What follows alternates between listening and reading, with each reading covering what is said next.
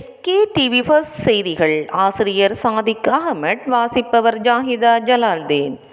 மட்டக்களப்பு மாவட்டத்தில் அமைதியான முறையில் நாடாளுமன்ற தேர்தலில் வேட்பாளர்கள் பொதுமக்கள் வாக்களிப்பு.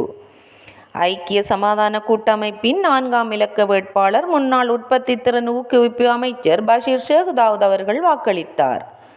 தேசிய மக்கள் சக்தியின் தோழர் திலகநாதன், ஐக்கிய மக்கள் சக்தியின் 6ஆம் இலக்க வேட்பாளர் முன்னாள் கிழக்கு மாகாண சுகாதார அமைச்சர் MS சுபைர் ஹாஜியார் மற்றும் ஸ்ரீலங்கா முஸ்லிம் காங்கிரசின் வேட்பாளர் MMS நலீம் ஆகியோரும் வாக்களித்தனர். புதிய ஜனநாயக முன்னணியின் வேட்பாளர் அபுபக்கர் பிலால் அவர்களும் பொதுமக்களும் வாக்களித்திருந்தமை குறிப்பிடத்தக்கது. ஐக்கிய சமாதான கூட்டமைப்பின் 4ஆம் இலக்க வேட்பாளர் முன்னாள் உற்பத்தி திறன் ஊக்குவிப்பு அமைச்சர் பஷீர் ஷேகுதாவூத் ஊடகங்களுக்கு கருத்து தெரிவிக்கையில், 10வது நாடாளுமன்ற தேர்தலிலே மிக முக்கியமான மாற்றங்கள் ஏற்படும் எனவும் குறிப்பிட்டிருந்தார். SKTV ஃபர்ஸ்ட்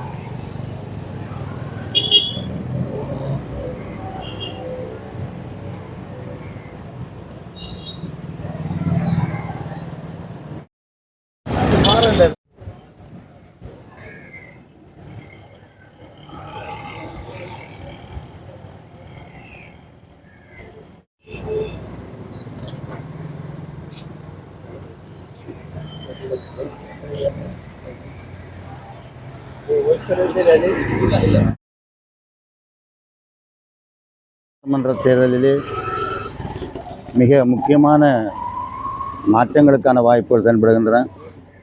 என்னை பொறுத்தவரையிலே எந்த ஒரு தனி கட்சிக்கும் பெரும்பான்மை ஆசனங்கள் கிடைப்பது அரிதாக இருக்கக்கூடும். இது முன்பே இந்த விடயங்களை கூறுவது, அனுமானிப்பது என்பது கடினமாக இருக்கிற தேர்தல். மக்களெல்லாம் வாய் பேசாமல் ஊமையர்கள் போல் இருக்கிறார்கள். ஊர்கள், மாவட்டங்கள், மாகாணங்கள், இலங்கை முழுவதிலும் ஒரு மூடுண்ட பனிக்கூட்டம் போல கருத்து வெளிவராமல் அப்படியே இருக்கிறது. எனவே பொறுத்திருந்து நான் பார்க்க வேண்டும். என்னை பொறுத்தவரையில் எதிர்க்கட்சிகளுக்கு அதிக ஆசனம் கிடைத்து அரசாங்கத்தோடு பேரம் பேசுகிற ஒரு பாராளுமன்றம் உருவாவது இன்னும் இந்த நாட்டிலே ஜனநாயகம் மிக மேலோங்கிய நிலைமைக்கு வரும் என்று நான் இதனால் நம்புகிறேன். இப்போது முடித்திருக்கின்றோம்.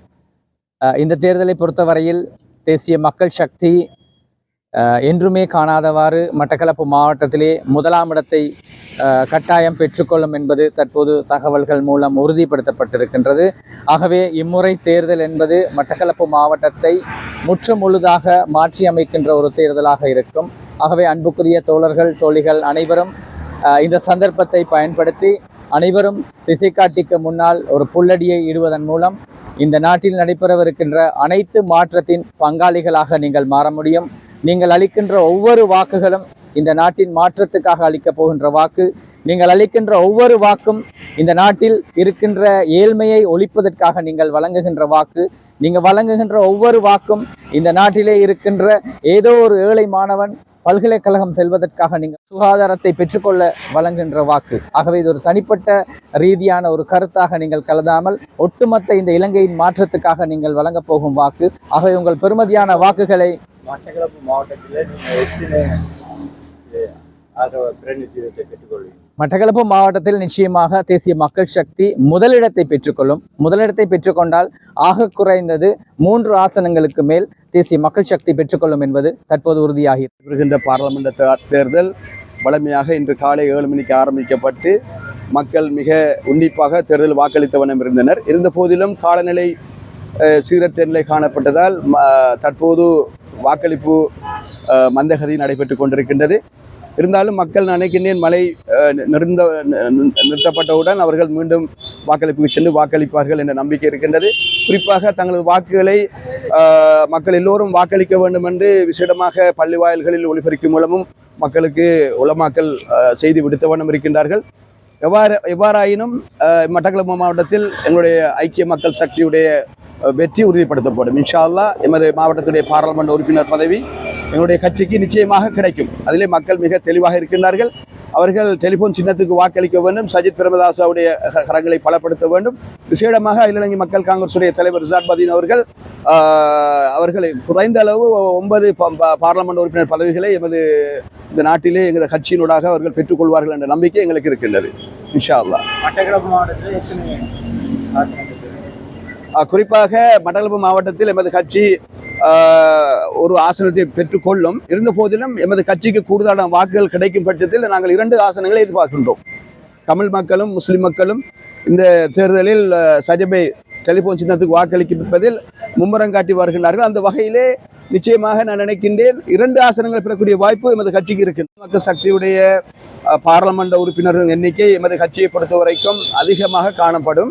அவ்வாறு அதிகரித்தால் எமது கட்சி இந்த தேசத்தினுடைய மக்களுடைய நலன் சார்ந்த விடயங்கள், மக்களுடைய இந்த நாட்டினுடைய இறையாண்மை, இந்த நாட்டுடைய பொருளாதாரம், மக்களுடைய வாழ்வாதார கட்டியெழுப்புகின்ற விடயங்களில் முக்கியமாக கவனம் செலுத்தி அந்த விடயங்களில் ஒத்துழைக்கின்ற விதத்தில் எமது கட்சி நிச்சயமாக ஸ்ரீலங்கா முஸ்லிம் காங்கிரஸ் கட்சி சார்பாக இந்த தேர்தலிலே நான் ஏறாவூர் சார்பாக நிறுத்தப்பட்டிருக்கின்றேன், 5ஆம் இலக்க வேட்பாளர்.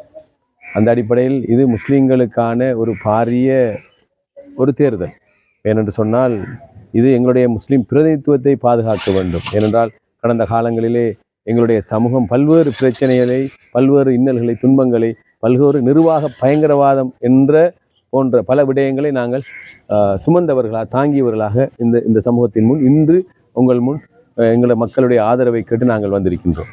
ஏனென்று சொன்னால் இதில் மக்கள் தெளிவாக முடிவெடுக்க வேண்டும். வெறுமனே அந்த கட்சி இந்த கட்சி என்று பிரிந்து நிற்காமல், மாற்றம் என்று சில பேர் பிரிந்து நிற்கின்றார்கள். அவ்வாறு இல்லாமல் நான் தவிசாளர் இருந்த காலத்திலே தெளிவான மாற்றத்தை இந்த ஊரில் காட்டியிருக்கின்றேன்.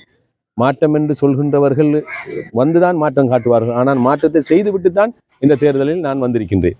அந்த அடிப்படையில் இன்ஷா அல்லாஹ் எங்களுடைய ஸ்ரீலங்கா முஸ்லிம் காங்கிரஸ் கட்சிக்கு அமோகமான ஆதரவு ஏறாவூர், ஓட்டமாவடி, வாழைச்சேனை, காத்தாங்குடி போன்ற முஸ்லிம் பகுதியில் ஏனைய தமிழ் சகோதரர்களும் எங்களுக்கு வாக்களிப்பதற்கு தயாராக இருக்கின்றார்கள். ஏனென்றால் எங்களுடைய சரியான ஒரு இன நல்லுறவை பேணுகின்ற விஷயத்திலே நான் கடந்த காலங்களில் இருந்து 2 சமூகங்களுக்கும் அந்யோன்யமாக நடந்த பல சரித்திர வரலாறுகள் இருக்கின்றது. அந்த அடிப்படையில் 2 சமூகங்களை உள்ளடக்கியதாக நாங்கள் பெரும்பான்மையாக வாழ்கின்ற 2 சமூகங்கள் உள்ளடக்கியதாக பாரிய வேலை திட்டத்தை நான் தவிசாளராக இருக்கின்ற காலத்தில் முன்னெடுத்தேன். அந்த அடிப்படையில் எங்களுக்கு நம்பிக்கை இருக்கின்றது. இந்த மக்கள் என்றுமே ஸ்ரீலங்கா முஸ்லிம் காங்கிரஸ் கட்சிக்கு வாக்களிப்பார்கள்.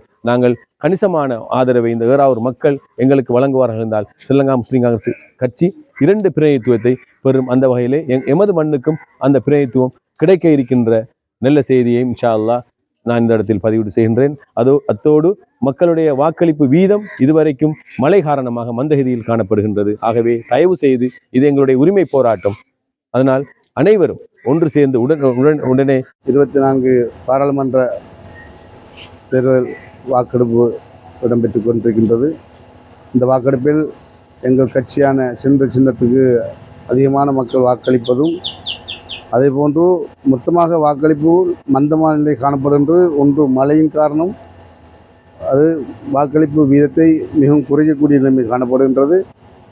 இருப்பினும் எங்களுடைய கட்சியான புதிய ஜனநாயக முன்னணிக்கு அதிகமான மக்கள் வாக்களிப்பதை அவதானிக்கக்கூடியதாகவும் இருக்கின்றது.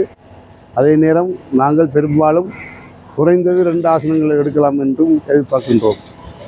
எங்களுடைய சின்னத்துக்கு வாக்களிக்கும் வீதம் நாங்கள் நினைத்ததை விட கூடுதலாகவே இருக்கின்றது. சுதந்திரமானதும் நீதிமானதுமான ஒரு மக்கள் அமைப்பு கஃபே. இந்த கஃபையினால் இன்று காலை 7 மணியிலிருந்து நாங்கள் கண்காணிப்பில் ஈடுபட்டிருக்கின்றோம்.